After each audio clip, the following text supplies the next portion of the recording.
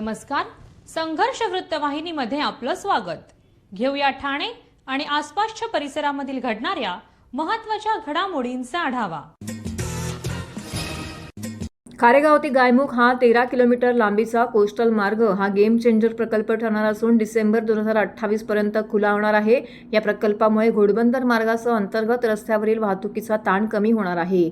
या प्रकल्पाचं 28% काम पूर्ण झाल्याची माहिती देताना आमदार संजय केळकर यांनी कांदळवनातील अडथळे दूर करण्याच्या सूचना संबंधित अधिकाऱ्यांना केल्या आहेत. आमदार संजय केळकर यांनी MMRDAचे मुख्य अभियंता आणि कंत्राटदार कंपनीच्या अधिकाऱ्यांसह या प्रकल्पाची बाळकुम येथे पाहणी केली. यावेळी अधिकाऱ्यांनी प्रकल्पाच्या प्रगतीबाबत माहिती दिली आहे. खारेगाव बाळकुम ते गायमुख असा ठाणे खाडीच्या काठाने जाणारा हा कोस्टल मार्ग 6 पदरी असेल. सुमारे 2,727 कोटी खर्चाचा हा प्रकल्प असून या मार्गामुळे खारेगाव ते गायमुख प्रवासाचा वेळ 45 मिनिटांवरून आता 15 मिनिटांवरती येणार आहे. विशेष म्हणजे या मार्गामुळे मुंबई नाशिक महामार्ग, JNPT, वाळवंट बंदर, पश्चिम महाराष्ट्राच्या दिशेने मालवाहतुकीला वेगवान जोडणी मिळणार आहे. 6 महिन्यांपूर्वी या प्रकल्पाचं काम सुरू झालं असून 40 महिन्यांमध्ये हे काम पूर्ण होणार आहे. या मार्गातील काही भागात कांदळवनाच्या ठिकाणी एलिव्हेटेड असून 2028 पर्यंत हे काम पूर्ण होणार असल्याचं केळकर यांनी माध्यमांशी बोलताना सांगितलं आहे. खारेगाव आपला हा याचं सर पूर्ण आपण एक्सेस कंट्रोल प्लॅन बनवलंय. म्हणजे याच्यात कसं असं कोणालाही तिथे येऊन सिग्नलवर थांबायला नको.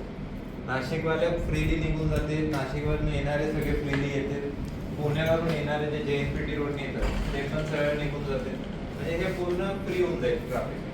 पुढे आलो की आपण हे ओल्ड आग्रा रोडला क्रॉस करतो भिवंडी. याला आपण कुठेही खाली उतरण्याचं आणि वरती चढायचं हे नाही. ठीक आहे. सेकंडली पुढे आलो अजून एक पूर्ण इथं एक नेवलचं आपलं प्रॉपर्टी आहे. तिथे आपण बाहेर खाडीमध्ये टर्न केलंय थोडं बाहेर घेतलं. ठाणे महानगरपालिकेचे मालमत्ता कर म्हणजेच प्रॉपर्टी टॅक्स भरण्याचे आवाहन.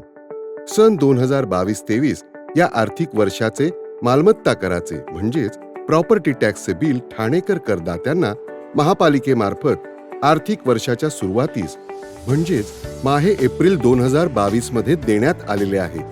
तथापि अद्यापही काही करदात्यांनी मालमत्ता कर महापालिकेकडे जमा केलेला नाही. सध्या आर्थिक वर्षाचा अंतिम टप्पा सुरू झाला आहे. मालमत्ता कर वसुलीसाठी महापालिकेतर्फे कडक कारवाई हाती घेण्यात आली आहे. या अंतर्गत जंगम मालमत्ता, TV, फ्रीज, वाहन व इतर जप्त करणे तसेच स्थावर मालमत्ता वॉरंट बजावून जप्त करण्यात येत असून मालमत्तेचा जाहीर विक्रीद्वारे लिलाव करून कराची रक्कम वसूल करण्यात येत आहे. मालमत्तेस पाणी पुरवठा करण्यात येणारे नळ संयोजन खंडित करण्यात येत आहेत. त्याचप्रमाणे थकीत मालमत्ता करावर 2% व्याज आकारले जात असल्याने भरावयाची रक्कम वाढत आहे. आपला मालमत्ता कर propertytax.thanecity.gov.in या लिंकद्वारे तसंच गुगल पे, फोन पे, पेटीएम याद्वारे ऑनलाईन पद्धतीने करण्याची सुविधा उपलब्ध करून दिली आहे. शनिवार, रविवार व सार्वजनिक सुट्टीच्या दिवशी नागरिकांना मालमत्ता कर भरणे सोयीचे व्हावे याकरता महापालिकेचे मालमत्ता कर संलग्न कार्यालय या दिवशी कार्यान्वित ठेवण्यात आलेले आहे. तरी मालमत्ता कर वसुलीची अप्रिय कारवाई टाळण्याच्या दृष्टिकोनातून मालमत्ता कर भरून महापालिकेस सहकार्य करावे. धन्यवाद. गेल्या काही दिवसांपासून राज्यातील महिलांवरील अत्याचारात प्रचंड वाढ झालेली आहे. त्यातही लहान मुलींवरती अमानुष अत्याचार केले जात आहेत. अत्याचार करणाऱ्या नराधमांना फासावर लटकवावे या मागणीसाठी राष्ट्रवादी काँग्रेस शरदचंद्र पवार पक्षाचे राष्ट्रीय सरचिटणीस डॉक्टर जितेंद्र आव्हाड यांच्या सूचनेनुसार तथा जिल्हाध्यक्ष मनोज प्रधान यांच्या मार्गदर्शनाखाली ठाणे महिलाध्यक्षा नगरसेविका मनीषा भगत यांच्या नेतृत्वाखाली मुंब्रा येथे कॅन्डल मार्च काढण्यात आला. पुणे जिल्ह्यातील नरसापूर येथे 3.5 ते 4 वर्षाच्या चिमुरडीवरती झालेला अत्याचार आणि तिची निर्घृण हत्या या अत्यंत दुर्दैवी घटनेच्या विरोधात हा कॅन्डल मार्च काढण्यात आला. मुंब्रा स्टेशन ते डॉक्टर बाबासाहेब आंबेडकर चौक दरम्यान काढण्यात आलेल्या या मोर्चामध्ये शेकडो महिला, लहान मुली सहभागी झाल्या होत्या. भारतरत्न डॉक्टर बाबासाहेब आंबेडकर चौक येथे अत्याचारात बळी पडलेल्या चिमुकलीला आदरांजली अर्पण करून कॅन्डल मार्चचा समारोप करण्यात आला. यावेळी मनीषा भगत म्हणाल्या की नरसापूर, अकोला, ठाणे येथे नराधमांनी लहान मुलींना लक्ष्य केलं आहे. ज्या छत्रपती शिवाजी महाराजांनी महिलांवर अत्याचार करणाऱ्यांचा चौरंग केला होता, त्याच महाराष्ट्रामध्ये महिला सुरक्षित नाहीत, महिलांवर अन्याय होत आहेत. विकसित भारत, प्रगतिशील भारत अशी घोषणा दिली जाते, मात्र यामध्ये महिलांवर अत्याचार वाढत आहेत. गुन्हेगाराला कोणताही जात धर्म नसतो, अशा गुन्हेगारांना कठोर शिक्षा झाली पाहिजे. यामध्ये या लहान मुलींचा काय दोष होता असा सवाल करताना घटनेतील नराधमाला अत्यंत कठोर शिक्षा झालीच पाहिजे. याचबरोबर पुढील काळात महिलांवर कोणताही अत्याचार होणार नाही याकरिता कठोर कायदे निर्माण झाले पाहिजेत. महाराष्ट्र राज्य माध्यमिक व उच्च माध्यमिक शिक्षण मंडळाने जाहीर केलेल्या 10वीच्या परीक्षेच्या निकालात ठाणे जिल्ह्याने 95.4% निकालाची नोंद केली आहे. यंदाही उत्तीर्ण होणाऱ्यांमध्ये मुलींनी बाजी मारली आहे. सावित्रीच्या लेकींची अव्वल कामगिरी जिल्ह्यासाठी कायम कौतुकाचा विषय ठरला आहे. ठाणे जिल्ह्यातील एकूण 1,11,322 विद्यार्थ्यांनी 10वीच्या परीक्षेसाठी नोंदणी केली होती. त्यापैकी 1,10,904 विद्यार्थी प्रत्यक्ष परीक्षेला सामोरे गेले होते. यामधील 1,05,408 विद्यार्थी उत्तीर्ण झालेत. निकालामध्ये मुलींचा दबदबा कायम राहिला असून मुलींचा उत्तीर्णतेचा टक्का 93.80% आहे. एकूण 53,363 मुले 10वीची परीक्षा उत्तीर्ण झालेत, तर मुलींशी तुलना केल्यास 96.35% मुलींनी हे यश मिळवलेलं आहे. यंदाच्या निकालात भाईंदर महानगरपालिका क्षेत्रातील शाळांनी सर्वाधिक कामगिरी करत 97.55% निकालाची नोंद केली आहे. भाईंदरमधील मुलींचा उत्तीर्णतेचा टक्का तब्बल 98.35% आहे. दरम्यान खासगी विद्यार्थ्यांचा निकाल 77.03% लागला असून रिपीटर विद्यार्थ्यांचा निकाल 29% इतका लागलेला आहे. ठाणे महानगरपालिका क्षेत्रातील 10वीचा निकाल 94.83% लागल्याची माहिती जिल्हा माध्यमिक शिक्षण विभागाकडून देण्यात आलेली आहे. नालेसफाईच्या नावाखाली केवळ थुकपट्टी लावली जात असल्याचा आरोप शिवसेना ठाकरे पक्षाचे ठाणे शहर संघटक महेश कदम यांनी करत थेट नाल्यात उतरून आंदोलन केलं आहे. तसेच योग्यरित्या नालेसफाई न केल्यास अधिकाऱ्यांना नाल्यात उतरवण्याचा इशारा देखील त्यांनी दिला आहे.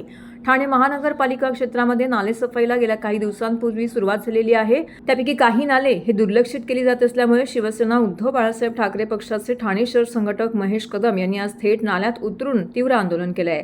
पावसाळ्यापूर्वी नालेसफाईच्या कामांना जोरदार सुरुवात झालेली आहे. अशातच ठाणे महानगरपालिका क्षेत्रातील नालेसफाईच्या कामांना वेग आला आहे. अनेक ठिकाणी नालेसफाईची कामं सुरू आहेत. काही ठिकाणी तर ठेकेदारांनी नालेसफाई पूर्ण झाल्याचा दावा देखील केलाय. असं असलं तरी चंदनवाडी परिसरात असलेला नाला हा योग्यरित्या साफ न केल्यामुळे शिवसेना ठाकरे पक्षाचे ठाणे शहर संघटक महेश कदम यांनी थेट नाल्यात उतरून अनोखं आंदोलन केलं आहे. दरवर्षी नालेसफाईच्या नावाखाली अधिकारी आणि ठेकेदार यांच्या संगनमताने केवळ थुकपट्टी केली जाते. त्यामुळे दरवर्षी नाल्यातील पाणी तुंबून नागरिकांच्या घरात हे पाणी शिरून मालमत्तेचं मोठ्या प्रमाणात नुकसान होतं. मात्र यावर्षी ठाणेकर नागरिक हे आता जागे झालेले आहेत. नाल्यालगत राहणाऱ्या नागरिकांचं होणारं नुकसान लक्षात घेता शिवसेना ठाकरे पक्षाचे ठाणे शहर संघटक महेश कदम यांनी थेट नाल्यात उतरून आज या नालेसफाईची पोलखोल केली आहे. काही दिवसांवर आलेला पावसाळा लक्षात घेता केवळ 1% नालेसफाई ठाणे शहरामध्ये पूर्ण झाली असल्याचा दावा त्यांनी या ठिकाणी केलेला आहे आणि हा प्रकार उघडकीस देखील आणलेला आहे. चंदनवाडी परिसरातील नाल्यांचे विदारक दृश्य दाखवत त्यांनी ही गंभीर बाब समोर आणत पालिका प्रशासनाचा तीव्र निषेध केला आहे आणि थेट नाल्यात उतरून या ठिकाणी नालेसफाईच्या भोंगळ कारभाराबाबत ताशेरे देखील उडले आहेत. दरवर्षी ठाणेकर झोपलेले असतात, या वर्षीपासून ठाणेकर जागलेले आहेत. आजपासून आमचा मुक्काम ठाण्यामध्ये नाल्यामध्ये असणार आहे. नाल्याचा झोल पोलखोल, कुठलीही नाले पूर्ण नाले सफाई झालेली पूर्ण झाले नाही, फक्त 1% नाले सफाई झालेली आहे. आणि माझी अधिकारी वर्ग असो, सन्मान्य आयुक्त साहेब असो, ठाण्याचे लोकप्रतिनिधी, प्रथम नागरिक, सन्मान्य महापौर ताई असो, तुम्ही फक्त पाणी दौरा करता, पण अधिकाऱ्यांना प्रत्यक्ष नाल्यामध्ये उतरून दौरा करायची मागणी करणार आहे आजपासून आम्ही. कारण का आज आम्ही नाला उतरल्यानंतर काय व्यथा आहे त्या बघा. पूर्ण नाला पॅक आहे. गांधीच्या साम्राज्याने कुठलाही गाळ बाहेर काढल्या नाहीये. आम्हा टेंडर मधून पैसे कमवायचे ठेकेदारांनी आणि गाळ साफ करायचं ना, आणि नाल्याच्या शेजारी असलेल्या झोपडीधारकांचा जीव मुठीत जायला 4 महिने जातो. याला कारणीभूत फक्त ठेकेदार आणि भ्रष्ट अधिकारी आहेत.